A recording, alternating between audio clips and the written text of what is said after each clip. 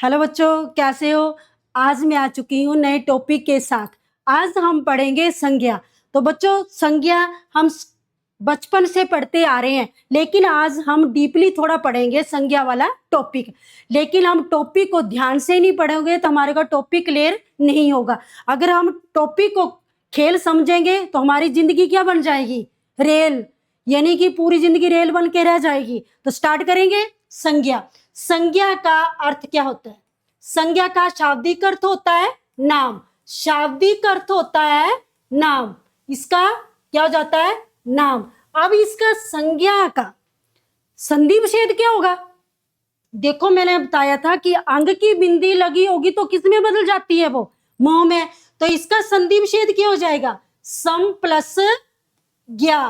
क्या बन जाएगा? सम प्लस ज्ञा। अब संज्ञा का अर्थ क्या होता है? से ही ज्ञान कराने वाली, यानी कि से ही ज्ञान कराने वाली को क्या बोलते हैं हम? संज्ञा। अब आ जाओ टॉपिक पे। संज्ञा वह विकारी शब्द है। तो विकारी शब्द होते क्या हैं? विकारी शब्द उनको बोलते हैं जो परिवर्तन हो जाते हैं, जो बदले जा सकते हैं, तो उन्हें बोलते हैं हम विकारी शब्द। तो उसके विकारी शब्दों के बीच आता क्या है? संज्ञा। क्या आता है? संज्ञा, सर्वनाम, सर्वनाम, क्रिया और विशेषण। क्रिया और विशेषण, तो ये चीजें आती है जिनका बदलाव हो सकता है, यानी कि जिनका परिवर्तन हो सकता है। तो कई बार पेपर में पूछता है कि विकारी शब्दों का परिवर्तन किसके कारण होता है? तो किसके कारण होता है? संज्ञा, सर्वनाम और क्रिया और विशेषण के साथ। संज्ञा वह विकारी शब्द है जिससे किसी विशेष व्यक्ति, वस्तु, भाव और प्राणी का बोध होता है। ठीक है, तो यहां तक हो गया सभी को क्लियर। आगे हम पढ़ेंगे संज्ञा के भेद। संज्ञा के भेद कितने हैं? संज्ञा के भेद हैं 3। संज्ञा के भेद है 3। पहला कौन सा है? व्यक्तिवाचक। दूसरा कौन सा है? जातिवाचक। और तीसरा कौन सा है? भाववाचक। पहला व्यक्तिवाचक, दूसरा जातिवाचक और तीसरा भाववाचक। तो चलते हैं हम आगे आगे आगे जातिवाचक संज्ञा के भेद। तो बच्चों, पहले हम पढ़ लेंगे जातिवाचक संज्ञा के भेद, यानी कि जाति, फिर हम पढ़ेंगे व्यक्तिवाचक, जातिवाचक और भाववाचक। पहले हम पढ़ेंगे जातिवाचक संज्ञा के भेद कौन से कौन से हैं। पहला है द्रव्यवाचक और दूसरा है समूहवाचक। तो द्रव्यवाचक में क्या आता है? नाप तोल वस्तुओं का बोध होता है। नाप तोल वस्तुओं का बोध होता है। इसके एग्जाम्पल यहाँ पे लिखे हैं धातुओं के नाम। तो धातुओं के नाम क्या आएंगे? सोना, क्या जाएगा? सोना, तांबा, तांबा, लोहा, चांदी, यानी कि ये किसके आ जाएंगे? द्रव्यवाचक समूह में। किसमें आ जाएंगे? द्रव्यवाचक समूह में। दूसरा क्या लिखा है? दूसरा लिखा है पदार्थों के नाम, यानी कि पदार्थ के नाम क्या आ जाएंगे? पदार्थों के नाम आ जाएंगे दही, दही, दूध, पानी, यानी कि ये किसमें आ जाएंगे? पदार्थ के द्रव्यवाचक समूह में। आगे लिखा है हमारा समूहवाचक। समूहवाचक, समूह पता होना चाहिए कि समूह बोलते किससे है। समूह उसको बोलते हैं जो चीज इकट्ठी होगी, उसे हम क्या बोलेंगे? समूहवाचक में। क्या बोलेंगे? समूहवाचक। तो इसमें लिखा कि व्यक्तियों का समूह भी हो सकता है, वस्तुओं का समूह भी हो सकता है, यानी कि किसी का भी समूह हो सकता है। तो ठीक है, जैसे व्यक्तियों का समूह हो गया तो क्या आ जाएगा? सभा, भीड़, मेला, कक्षा, ये सारी किसमें आ जाएंगे? व्यक्तियों में आ जाएंगे। तो क्या आ जाएगा? सभा, क्या आ जाएगा? सभा, कक्षा, सेना, यानी कि ये किसमें आ जाएंगे? समूहवाचक में। सेना, भीड़, मेला, ये सारे किसमें आ जाएंगे? समूहवाचक में। आगे वस्तुओं के नाम लिखे हैं, तो वस्तुओं के नाम में क्या आ जाएगा? यानी कि कोई भी समूह होगा उसमें तो वस्तुओं के आ जाएंगे मंडली, ढेर, यानी कि सारी गुच्छा, यानी कि किसका गुच्छा? अंगूरों का गुच्छा, ये सारी किसमें आ जाएंगे? वस्तुओं में। जैसे गुच्छा, अंगूरों का गुच्छा, गुच्छा, मंडली, मंडली, ढेर, ये हमारा हो गया, क्या हो गया? जातिवाचक संज्ञा के भेद कौन कौन से हैं? यानी कि द्रव्यवाचक और समूहवाचक। हम पढ़ेंगे अब संज्ञा के भेद। पहला कौन सा है? अब पहला हमारा है व्यक्तिवाचक।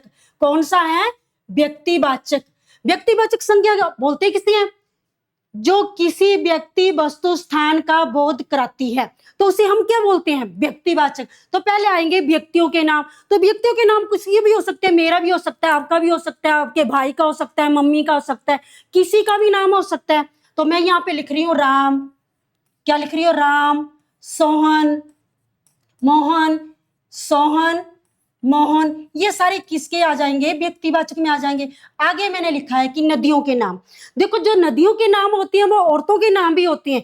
कृष्णा, कावेरी, गंगा, यमुना होते हैं ना औरतों के नाम भी, तो नदियों के नाम भी होते हैं। तो ठीक है, यहाँ पे लिखे जैसे आ गया गंगा। क्या आ गया?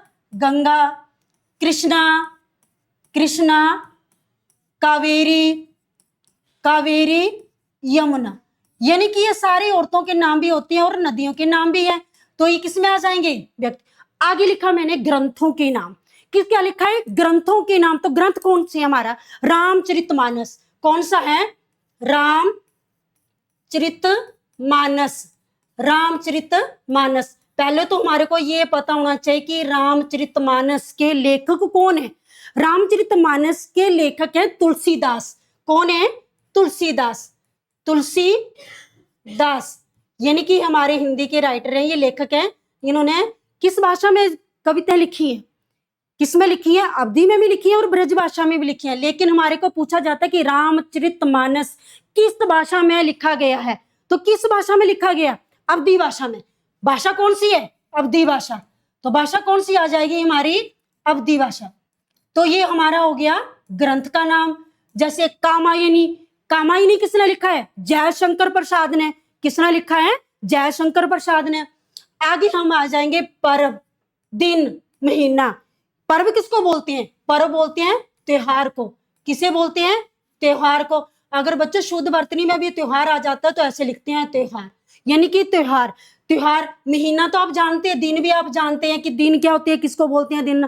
सोमवार, मंगलवार, बुधवार, वीरवार, यानी कि ये सारे किसमें आ जाएंगे? व्यक्तिवाचक संज्ञा में। आगे हम पढ़ेंगे जातिवाचक संज्ञा। दूसरे पे आ जाएगी हमारी जातिवाचक संज्ञा। तो जातिवाचक संज्ञा किसे बोलते हैं?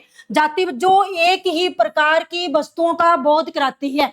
जो एक ही प्रकार की वस्तुओं का बोध कराएगी उसे क्या हम बोलेंगे? जातिवाचक संज्ञा। जैसे क्या बोलेंगे? जैसे पशु, क्या हो जाएगा? पशु, पक्षी, लड़का, लड़की। पशु, पक्षी, लड़का, लड़की, लड़का, लड़की, नारी, तोता, मैना, आदमी, ये सारे किसमें आ जाएंगे? जातिवाचक संज्ञा में। किसमें आ जाएंगे? जातिवाचक संज्ञा। आगे लिखे वस्तुओं के नाम। वस्तुओं के नाम क्या आ जाएगा? पुस्तक। क्या आ जाएगा? पुस्तक, पुस्तक, कलम, कलम, कुछ भी आ सकता है। ठीक है, जो वस्तुओं के नाम होंगे वो किसमें आ जाएंगे? जातिवाचक संज्ञा में। आगे लिखा है प्राकृतिक, यहां आएगा, क आएगा। प्राकृतिक तत्वों के नाम। प्राकृतिक तत्वों के नाम कौन से हैं? भूकंप, यानी कि भूकंप, ये किसमें आएगा? जातिवाचक संज्ञा में।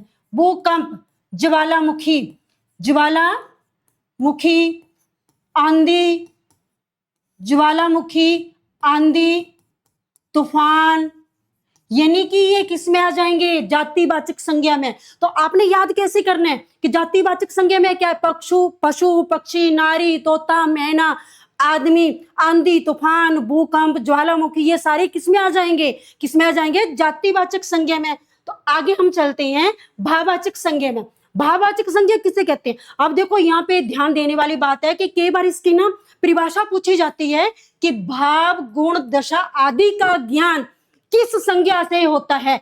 अगर पता होगा तभी आप कर पाओगे ना कि भाववाचक संज्ञा में आता है। भाववाचक संज्ञा में आता है भाव, गुण, दशा आदि का ज्ञान कराने वाले शब्दों को भाववाचक संज्ञा कहते हैं।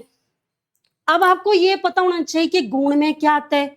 गुण में क्या आता है? किसी का गुण बताना है, यानी कि हम बताती है यार तू बहुत सुंदर लग रहा है आज, ठीक है, तो हम इसका क्या बता रहे हैं? उसका गुण बता रहे हैं, सुंदरता। हमने क्या? सुंदरता।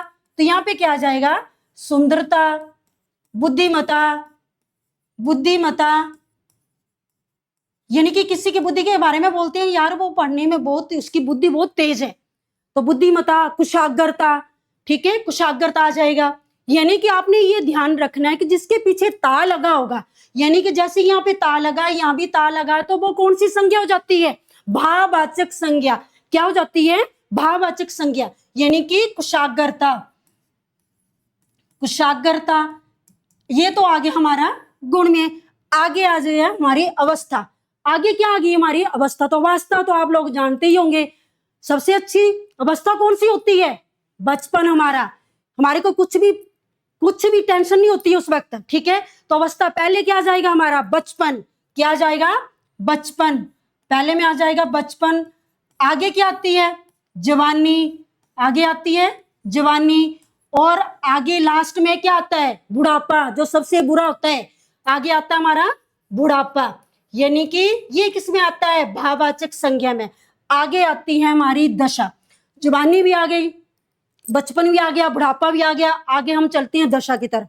यानी कि किसकी टेंशन पड़ जाती है? कमाने की, खाने की पड़ जाती है। तो इसमें आ जाती है उन्नति, अवनति, चढ़ाई, ढलान। यानी कि इसमें आ जाएगा, दशा में क्या आ जाएगा? उन्नति, अवनति। आगे आ जाएगा अवनति, चढ़ाई, ढलान।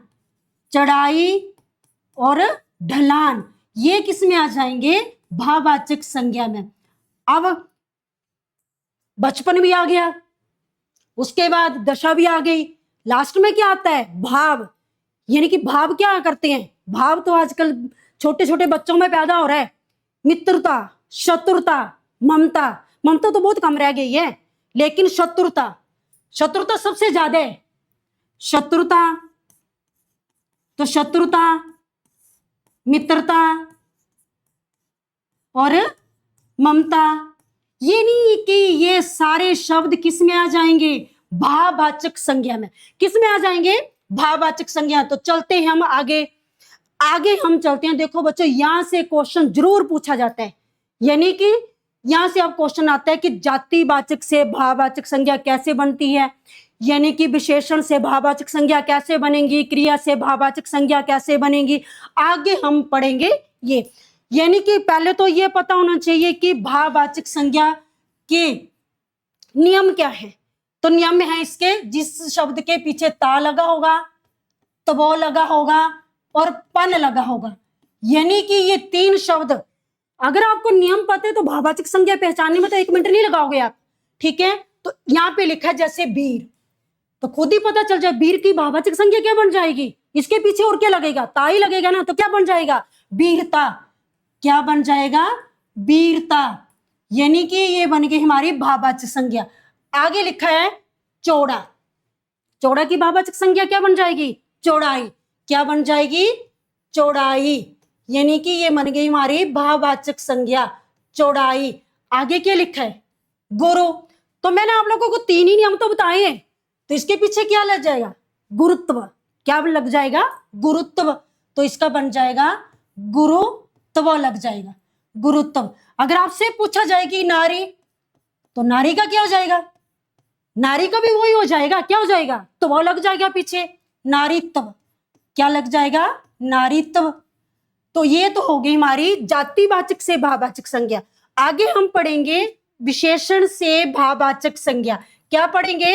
विशेषण से भाववाचक संज्ञा। तो पहले तो हमारे को ये पता होना चाहिए कि विशेषण के भेद कितने होते हैं। विशेषण के भेद होते हैं 4। कितने होते हैं? 4। तो विशेषण में क्या आता है? हमने सिर्फ ये याद रखना है कि रंगों के नाम किस में आते हैं? रंगों के नाम सिर्फ विशेषण में आते हैं और किसी में नहीं आते हैं। तो आगे हम पढ़ेंगे दीर्घ की, यानी कि दीर्घ की भाववाचक संज्ञा क्या हो जाएगी? दीर्घ की भाववाचक संज्ञा धैर्य भी हो जाएगी और धीरता भी हो जाएगी, दोनों हो जाएंगी। धीरता भी हो सकती है और धैर्य भी, यानी कि दोनों हो सकती है। कई बार वो ऑप्शन में लिखता है धैर्य, तो ये ठीक है। आगे लिखेंगे हम मीठा। मीठा किस में आता है? देखो बच्चों, यहां से एक क्वेश्चन आता है कि मीठा क्या है। तो मीठा क्या है? विशेषण। अगर आपसे पूछा होगा कि मिठास, तो मिठास क्या हो जाएगी? भाववाचक संज्ञा। तो मीठा से क्या बन जाएगी? भाववाचक संज्ञा, मिठास। क्या बन जाएगी? मिठास। तो ये हो गया हमारे भाववाचक संज्ञा। आगे पूछा है भोला। तो भोला की क्या हो जाएगी? तो भोला की भोलता थोड़ी हो जाएगी, इसका क्या हो जाएगी? भोलापन। क्या हो जाएगी? भोलापन। इसकी भाववाचक संज्ञा बन जाएगी भोलापन। आगे क्या लिखा है? आगे लिखा है बड़ा। तो बड़ा की क्या बन जाएगी? बड़प्पन। क्या बन जाएगी? बड़प्पन। तो इसकी संज्ञा बन जाएगी भाववाचकी, बन जाएगी बड़ा की बन जाएगी बड़प्पन। जैसे आपसे पूछा होगा बच्चा, तो बच्चा की क्या बन जाएगी? बचपन। बच्चा की क्या बन जाएगी? बचपन। हम चलते हैं अब आगे। क्रिया से, यानी कि क्रिया से भाववाचक संज्ञा क्या बनेगी? अब आ जाएगी हमारी क्रिया। थकना से, थकना से भाववाचक संज्ञा क्या बन जाएगी? थकावट। क्या बन जाएगी? थकावट। देखो बच्चों, यहां से अब क्वेश्चन आते हैं, तो आपने ये देखना कि क्रिया से कैसे बन रही है, कि विशेषण से कैसे बन रही है।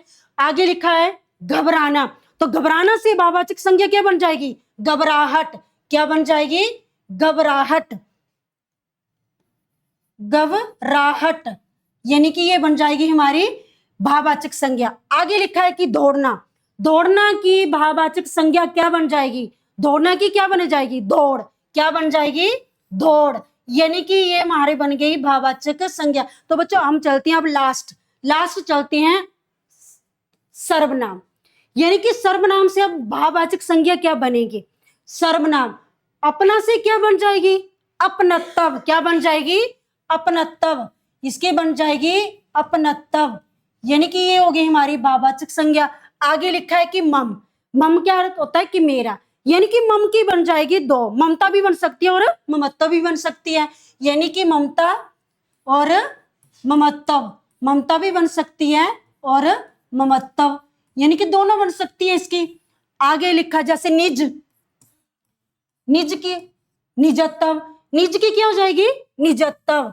निज की बन जाएगी निजत्व, यानी कि ये होगी हमारी भाववाचक संज्ञा।